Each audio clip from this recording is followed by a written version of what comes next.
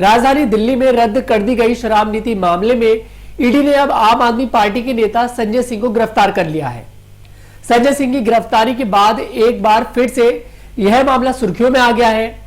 चलिए आपको बताते हैं कि आखिर दिल्ली शराब घोटाला क्या है। दरअसल 17 नवंबर 2021 की बात है, जब दिल्ली सरकार ने राज्य में नई शराब नीति लागू की थी। इसके तहत राजधानी में 32 जोन बनाए गए और हर जोन में ज्यादा से ज्यादा 27 दुकानें खुलनी थी। इस तरह से कुल मिलाकर 849 दुकानें खोली जानी थी। इसके पहले दिल्ली में शराब की 60% दुकानें सरकारी और 40% प्राइवेट थी। नई पॉलिसी लागू होने के बाद 100% प्राइवेट हो गई। सरकार ने तर्क दिया था कि इससे 3,500 करोड़ रुपए का फायदा होगा, लेकिन इससे जनता और सरकार दोनों को नुकसान होने का आरोप है।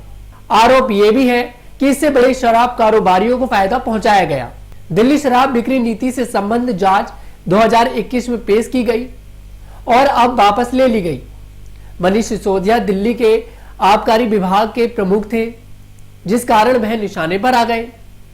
साथ ही सीबीआई ने उन पर पूछताछ के दौरान सहयोग न करने का आरोप भी लगाया।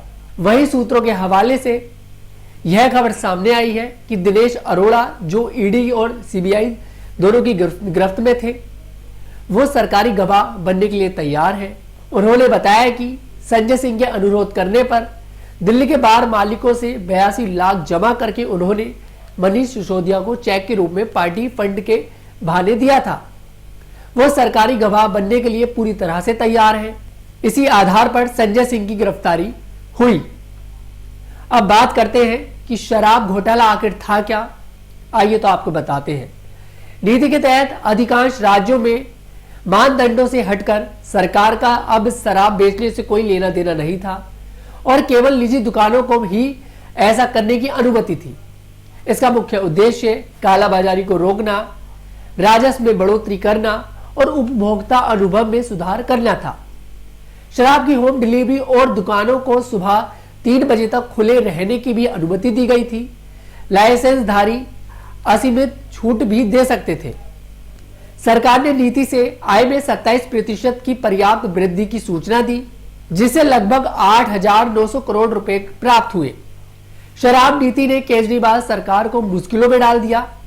आरोप है कि दिल्ली सरकार ने जानबूझकर बड़े शराबकारियों को फायदा पहुंचाने के लिए लाइसेंस शुल्क बढ़ाया। उपराज्यपाल वीके सक्सेना ने इस मामले में जांच की मांग उठाई थी और सीबीआई को जांच के लिए कहा था।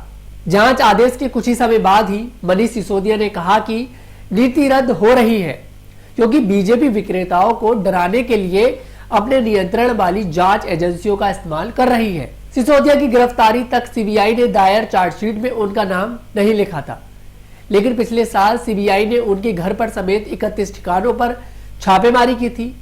एजेंसी को कुछ भी आपत्तिजनक नहीं लगा था।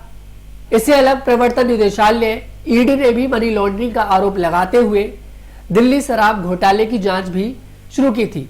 इसमें कई नेताओं और व्यवसायियों को गिरफ्तार किया गया। विपक्ष का यह भी आरोप है कि इसके एवज में आम आदमी पार्टी के नेताओं और अफसरों को शराब माफियों ने मोटी रकम घूस के तौर पर दी।